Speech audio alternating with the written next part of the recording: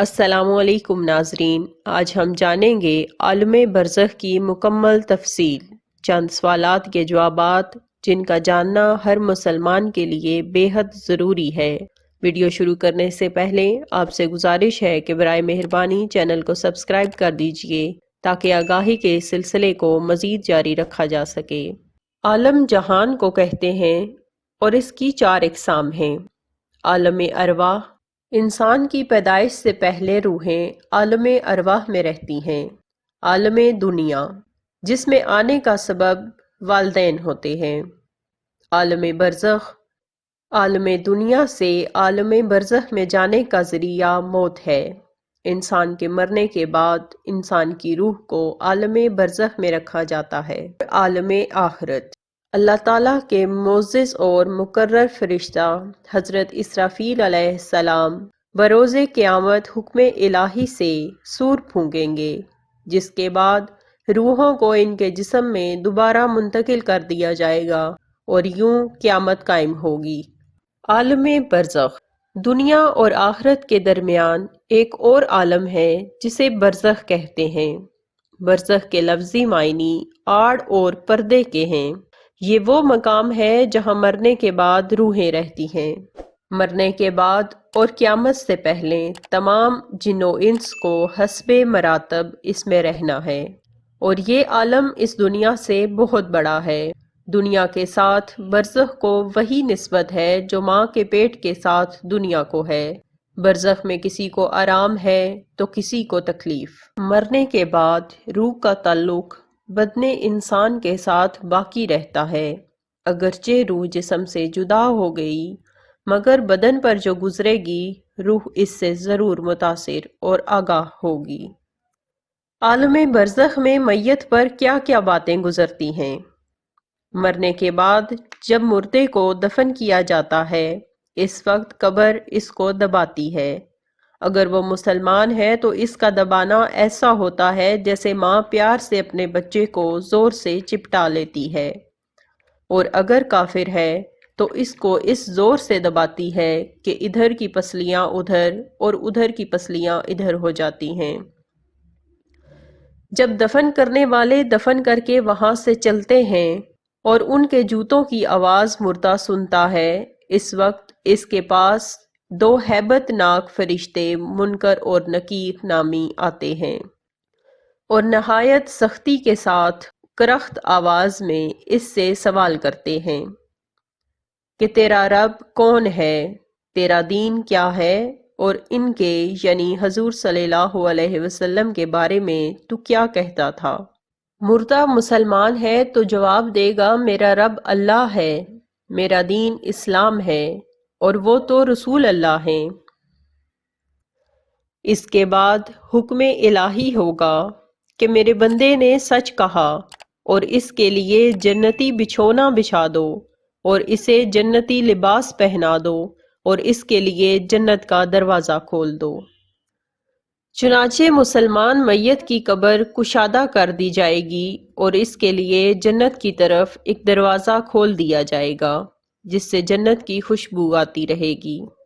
اس کے علاوہ مسلمان لوگوں کے نیک اعمال خوبصورت شکل اختیار کر کے ان کے پاس آئیں گے اور انہیں راحت اور سکون پہنچاتے رہیں گے۔ اگر مردہ منافق ہو تو سب سوالوں کے جواب میں کہے گا افسوس مجھے کچھ معلوم نہیں، میں جو لوگوں کو کہتے سنتا تھا خود بھی وہی کہتا تھا۔ چنانچہ کافر اور منافق میت کے لیے آگ کا بچھونا بچھا کر اور آگ کا لباس پہنا کر جہنم کی طرف ایک دروازہ کھول دیا جائے گا اور اس پر فرشتگان عذاب مقرر کر دیے جائیں گے اور ان کے بد اعمال سانپ بچھو کی شکل اختیار کر کے ان کو تکلیف اور اذیت پہنچاتے رہیں گے۔ عالم برزخ میں روحوں کے رہنے کے لیے مقامات مقرر ہیں، نیکوں کے علیحدہ، بدوں کے علیحدہ۔ کسی مسلمان کی روح قبر پر رہتی ہے، کسی کی چاہے زمزم شریف میں، کسی کی آسمان اور زمین کے درمیان، کسی کی پہلے دوسرے 7ویں آسمان تک، کسی کی آسمانوں سے بھی بلند۔ اسی طرح کافروں اور منافقوں کی روحیں بھی مختلف مقامات پر رہتی ہیں، بعض کی پہلی اور ساتویں زمین تک اور بعض کی اس سے بھی نیچے رہتی ہیں۔ مسلمانوں کی روحیں چاہے قبر پر ہوں، آسمان اور زمین کے درمیان، یا آسمانوں سے بلند، یا زیر عرش قندیلوں میں، ان کی راہ کشادہ کر دی جاتی ہے، جہاں چاہتی ہیں آتی جاتی ہیں، آپس میں ملتی ہیں اور اپنے اقارب کا حال ایک دوسرے سے دریافت کرتی ہیں، اور جو کوئی قبر پر آئے اسے دیکھتی پہچانتی اور اس کی بات سنتی ہیں۔ اسی طرح کافروں کی روحیں ان کے مرگھٹ وغیرہ میں قید رہتی ہیں، کہیں آنے جانے کا انہیں اختیار نہیں ہوتا، مگر وہ بھی جہاں کہیں ہوں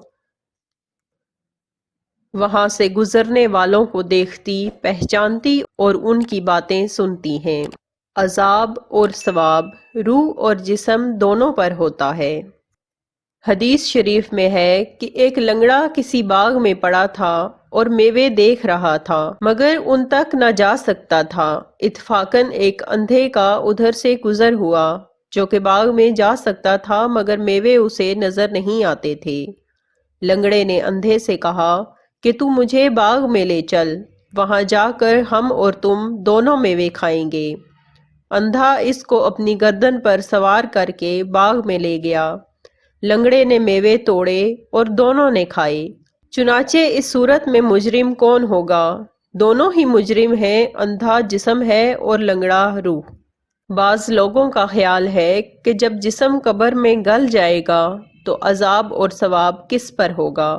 اس سوال کا جواب اللہ تعالیٰ نے قرآن مجید میں بڑے واضح الفاظ میں بیان کیا ہے، جس کی تصدیق سائنس بھی کر چکی ہے، کہ اگرچہ جسم گل جائے، خاک ہو جائے، مگر اس کے اجزائے اصلیہ قیامت تک باقی رہیں گے، اور انہی پر روز قیامت دوبارہ ترکیب جسم فرمائی جائے گی۔